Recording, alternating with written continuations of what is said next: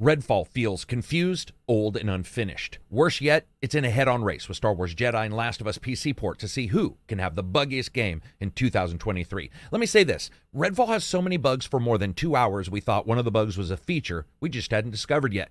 Despite a game about vampires versus mankind, Redfall's largest battle is with itself, and with dueling philosophies that never come together. Does it want to be a 4-player looter shooter kind of title? And if it does, its options, presentation, and flexibility go directly against old and new classics in that genre. Or does it want to be a narrative-driven deep world? And in that way, it strangely finds itself looking into a mirror, and instead of seeing no reflection like vampires themselves, it sees all of the older siblings in the form of Arcane's prior titles. And it's just a bloated, unrelenting mess. The tight gameplay and level design and ideals of prior games are ballooned out in this into fattened, empty sections with occasional cool battles, somewhat fun missions, and interesting story elements, but they are so far away from one another that at times you're going to be wondering, what in the hell is anybody doing here? And will we all be dead by the time we actually get to something enjoyable next?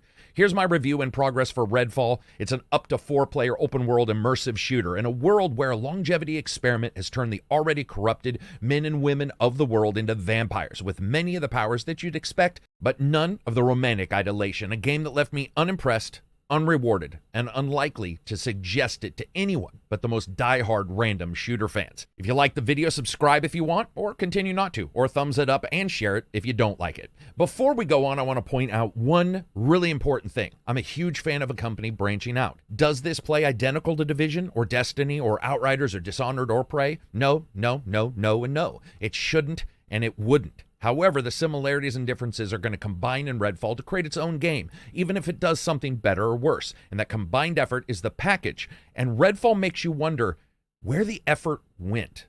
While missing the dreadful fuckery of Outriders' brain-dead story chops and horrendous chopped-up level design like it was created on PCs with 4 gigs of memory, or Division's assortment of spongery in human form, sucking up bullets without so much as a stumble step in later moments, Redfall's attempt at 3 unique groups fighting over a mystical battleground of a town gone sour somehow feels like it figured out the most effective way to make 3 groups fighting over anything as unfun as possible.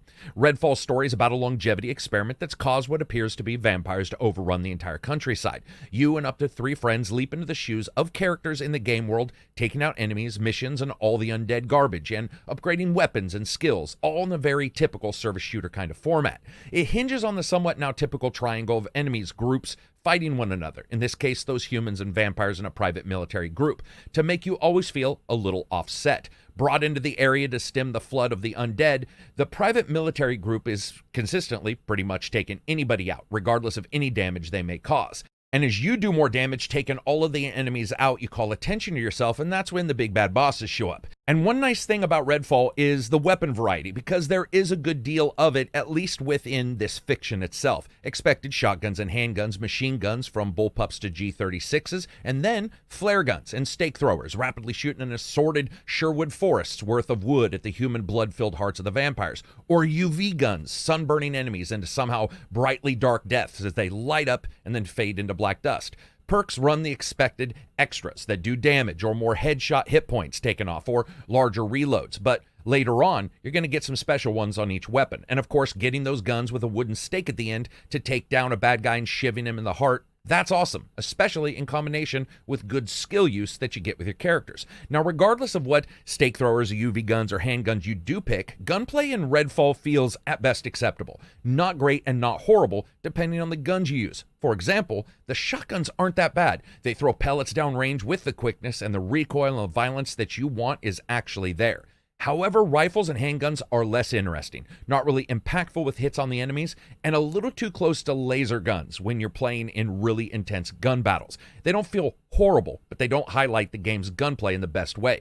When it comes to the skills for each character, they run in basically 4 trees at first for each character, with each tree starting somewhat focused on particular skills or abilities, and then both drawing down, offering more for that skill, but as well as doubling out utility for some of those skills, sometimes stretching them out a bit, which will help 2 or 3 people with you in your group and giving everybody somewhat the same experience. However, I can't say the skills are exciting. For instance, Everyone can already get sniper rifles in the game, so you get this as a main power as well with one of the characters, and it's oddly like getting a ghost version of something that you've already got despite powers it can bestow. It's not surprising or that exciting. This odd overlap for the skills doesn't help. Working for a full hour through a main mission, finding secrets, taking out enemies, and then returning home sucks when you're faced with an upgrade path that includes more ammo can be held for guns, or more ammo can be held for another type of gun. The game's open map, or open world light, with 2 major locations you can go to. The neighborhoods themselves have many houses and huge buildings that you can explore, with side stories, hidden side missions, environmental storytelling, and groups of enemies to take out. This is some of my most enjoyable parts of Redfall for me as a personal experience. However, once you progress in the story a particular part of the way through and go to a new location, you can't go back to the old one. It's another odd decision in a game with a lot of them.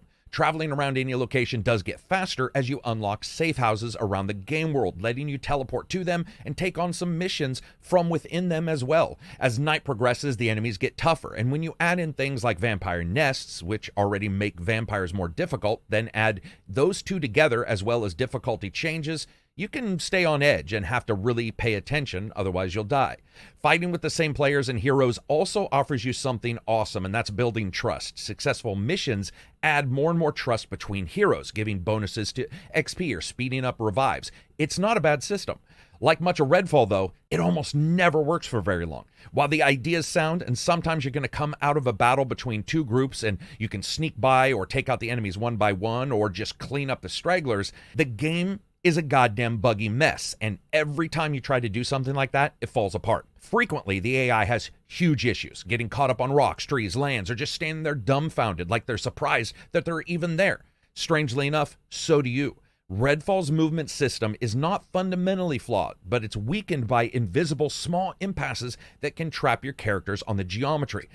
Let me give you an example, and the same one about sneaking around enemies. You try to do so across some rocks, which can find you stuck between 2 very small rocks less than ankle high, running in place, spinning around, trying to find the little bit of nav mesh spot that you can go to let you free from it. And unfortunately, the AI hits this as well. So far, I've found myself generally unimpressed as stretches of enjoyment get whittled away like the vampires you fight until one stake to the heart happens. Whether an enemy's AI glitch or the audio cutting out environmentally for a moment, leaving you in absolute silence, or some other odd issue like a disconnect from the server or the person you're playing with, or the AI grenading itself and its team to death all day, something always pops up. There are times when you'll come up on a military company and their unit is firing guns into the ground in front of you, in front of them, no enemies in sight. Or 2 enemies are shooting each other from 3 feet away, not hitting one another. Or spawning in and then despawning, then respawning over the top of one another. This continues with all sorts of other glitches. Sometimes, if you use a sniper rifle, the scope will be applied to every other gun in your inventory, from handguns to flare guns to UV guns, many times making it hard to aim and looking ridiculous. Other times, the entire weapon model is just going to disappear and never come back. While the world of Redfall is generally open, letting players move across those locations in whatever way they want, side and collectible missions that you can have, and fast travel, returning to the quest giver's main locations to further the main story as well, it never feels like a place you really want to stretch forth and explore. And when you do, regardless of your settings, it never runs that good. And let's talk about those settings.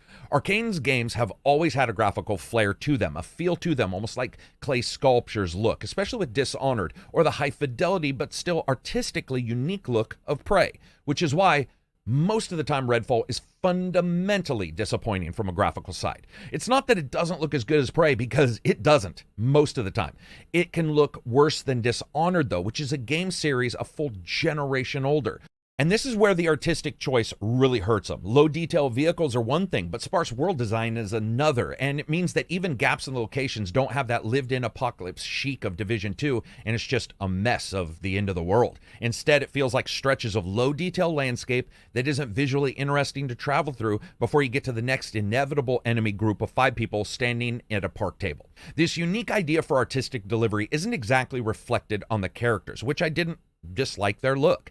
Able-bodied but somewhat generic character archetypes with a bevy of skins to collect, and some of them were cool. You can deploy them and unlock them through the missions. When compared to the larger stable of characters, though, in other games like this, Redfall falls ultimately to a single thing, a single player choice, and without a number of truly unique characters, repetition rears its head quickly graphically. What's worse is that the models, the LOD, the texture work are not only all rough, even on a 4090, the performance, while acceptable, is not what I would call optimized. And the options for graphics certainly are not generous. Now, it's got DLSS 3, which works for generating frames, but it is one of the first games where the latency is noticeable even with the boost on plus. In the options for the graphics, there just aren't that many things that you can set to really get that back up. This could also be somewhat related, though, to the fact that even with the mouse and keyboard, the game never feels just right. Like mouse acceleration is on, and it's just on enough to be bothersome. And then you add DLSS, and no matter how many frames per second you're getting,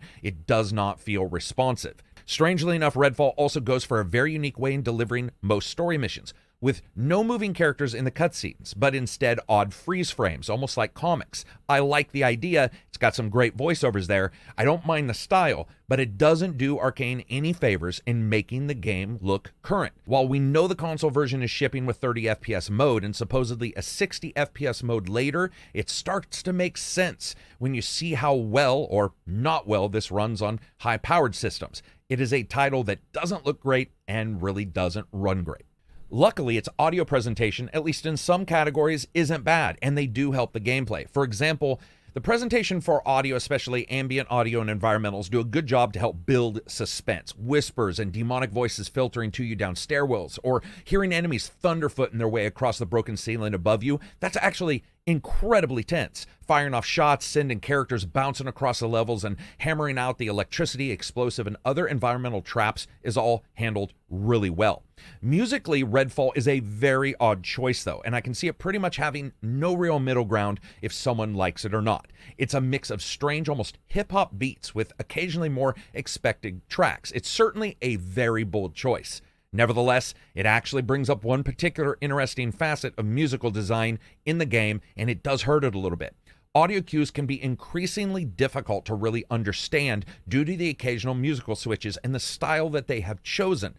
Vocally, I liked it. I think all the vocals are fine. It is very cheesy at times, and other times not at all. It's got a good story, and that story and the beats that it delivers can be haunting.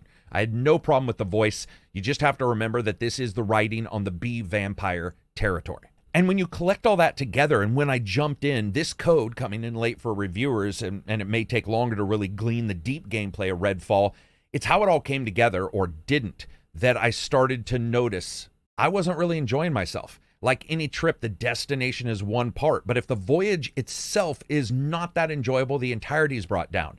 Redfall's largest battles can be highly enjoyable, and the way missions are unlocked on the side is very rewarding. I felt surprised sometimes finding a story mission or being rewarded with finally opening some location by tracking down the story hints to a mission quest that weren't necessarily 1, 2, 3. I love that kind of stuff. Facing off against a vampire and its bosses getting more and more difficult is a test of ability, depending on the level of difficulty you chose, as well as good planning, especially when groups that you face end up building out with vampires that suck your energy, or a shield by spinning power spheres, and backed up by human sycophants in body armor wielding the same hardware you are. There's a growing number of times when it feels like a groggy morning, when this bit of fog is around everything, pre-coffee, where sometimes you're just sitting there going, what exactly is happening? Nothing necessarily makes sense. And then one more bug interrupts a mission, when you have to truck through the same location for the 5th time with no enemies in it, and nothing of note really offsets that run. That's when Redfall feels ultimately, completely, utterly confused with what it wants to be. At this point, this is a review in progress because I haven't beat it, and the review came late for a lot of people. The core fundamentals of Arcane games I like are here fighting against the expectation of both Arcane's games as well as the caricature-like status of games as a service. Now, they have stated that they're going to make it so that you don't have to connect online. That was actually the least of all the problems I dealt with. Overlaying Arcane's design to filter deep story and that world narrative to the gamer through primary narrative elements reinforced by secrets and double meanings and all of that lost style mystery box kind of thing, they are at odds and never come together.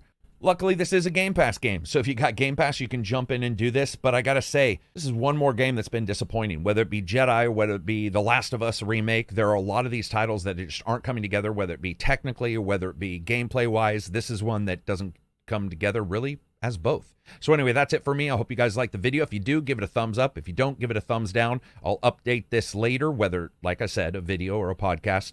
Peace out. Join the Patreon if you want.